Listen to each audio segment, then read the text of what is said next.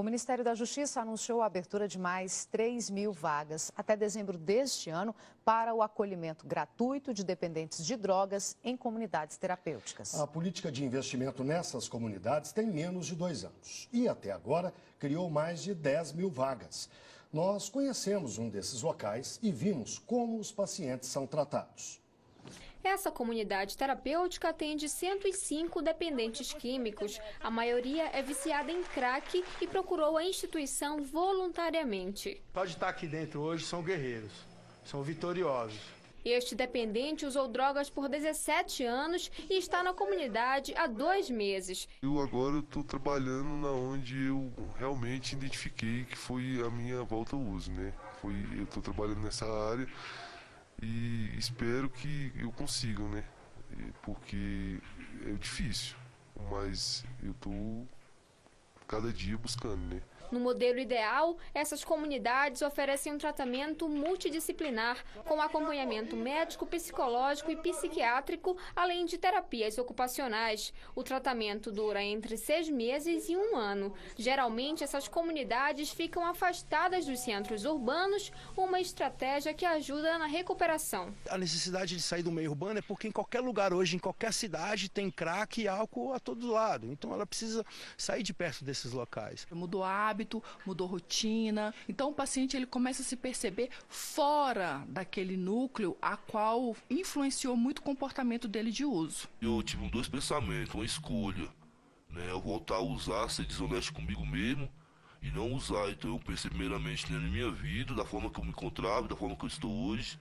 E também na minha família, né? No Brasil, existem mais de 300 comunidades conveniadas ao Ministério da Justiça. Elas recebem dinheiro para atender pacientes do Sistema Único de Saúde. Essa política foi criada há menos de 2 anos. O novo edital quer ampliar o número de instituições conveniadas e oferecer mais 3.000 vagas no acolhimento. O edital exige que as comunidades não pratiquem qualquer tipo de violência ou restrição à liberdade dos internos. Além disso, elas são obrigadas a seguir as normas de segurança sanitária da Anvisa e comunicar a entrada de pacientes ao Sistema Único de Saúde. É uma forma de abordagem dentro de uma rede de cuidados que envolve os centros de atendimento psicossocial, que são os CAPs, os leitos em hospitais gerais e os equipamentos da estrutura do Ministério do Desenvolvimento Social, que oferecem apoio às pessoas que estão vivendo este grave problema. As comunidades terapêuticas interessadas em participar têm até o dia 31 de agosto para encaminhar os documentos ao Ministério da Justiça. E eu converso com Leon Garcia, que é diretor da Secretaria Nacional de Políticas sobre Drogas do Ministério da Justiça, e também com Cíntia Ciaralo, presidente do Conselho de Psicologia do Distrito Federal. Boa noite, obrigada pela presença dos dois. Vou começar perguntando ao Leon, por que o Ministério da Justiça decidiu investir nas comunidades terapêuticas? Olha, o governo vem fazendo um esforço cada vez maior para investir numa rede de cuidados para pessoas que têm problemas com drogas. Dentro dessa rede de cuidados, nós temos equipamentos da saúde, como os CAPs, o Centro de Atenção Psicossocial, temos leitos em hospitais gerais, as equipes de consultório na rua que trabalham buscando aqueles usuários que já estão vivendo nas ruas e fazendo uso da droga nas ruas. Tem também as unidades de acolhimento, que são repúblicas para usuários de drogas que querem tratamento, e tem as comunidades terapêuticas. Então, as comunidades terapêuticas vêm se juntar a uma rede diversificada de serviços para oferecer cuidado a quem tem problema com drogas. Dentro desse leque, você citou o CAPS, o Centro de Atenção Psicossocial. Qual é a diferença, ou eles se integram, o CAPS e essas comunidades? Olha, muitas vezes uma pessoa vai primeiro procurar ajuda a partir de um CAPS. A ideia é que os CAPs estejam mais próximos das comunidades, dos bairros onde as pessoas vivem.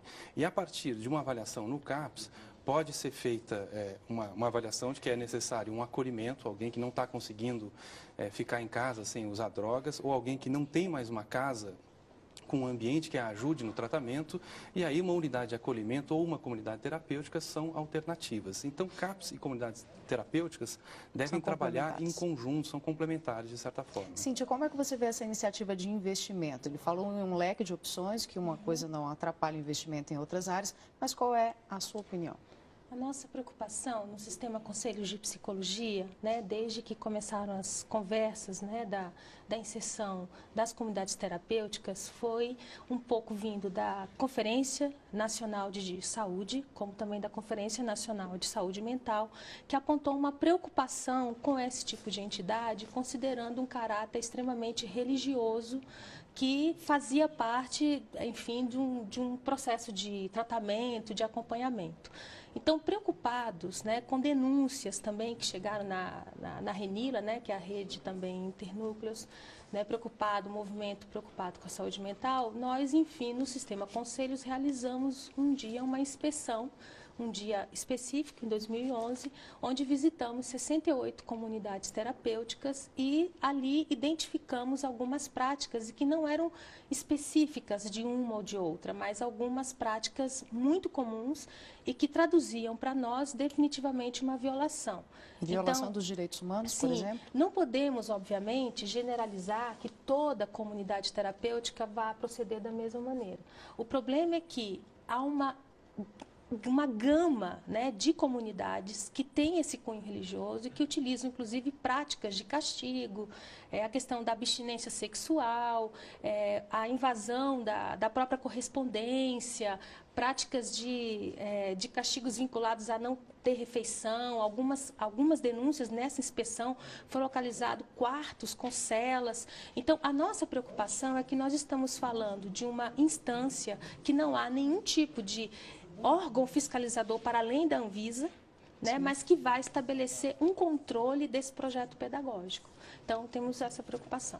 Não é o caso de você dizer que é contra, mas de resolver esses problemas, seria isso? Na verdade, nós queremos e acreditamos que o Sistema Único de Saúde, da forma que os equipamentos estão dados, eles dão conta da demanda. Não haveria necessidade das comunidades. O repasse que hoje é feito a qualquer entidade privada é um repasse que deve ser potencializado para os equipamentos de saúde. Hoje nós temos um número ainda muito pequeno de CAPs, temos um número muito pequeno de unidades até de acolhimento que foram, enfim, pensadas também. Então, nós temos espaços e que não são espaços segregadores, que essa é uma outra questão também importante, não só de cunho religioso, mas a própria lei, né, da saúde mental, ela aponta a necessidade de que a intervenção e o tratamento aconteça em comunidade, que as pessoas não percam seu laço comunitário. E a nossa preocupação é que criar esse novo lugar é um lugar de segregação, onde não há estatísticas que apontam o sucesso, né?